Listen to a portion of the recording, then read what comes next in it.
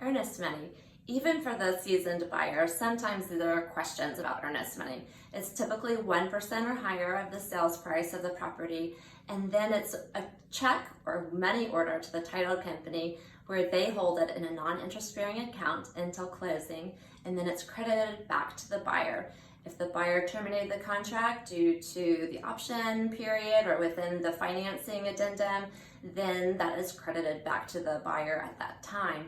But it is due within 3 days of the executed contract when all parties sign the agreement, and the effective date starts that day, and then the 3 days starts the day after that. You can also add earnest money.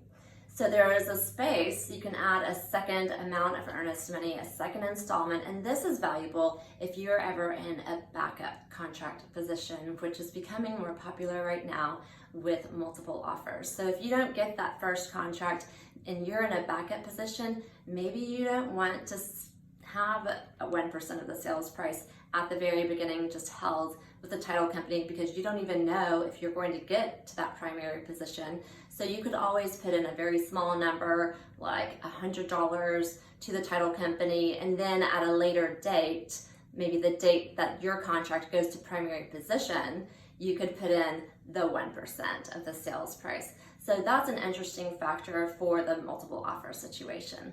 I'm Rachel Rawson with Greenwood King Properties, and that's your pro tip.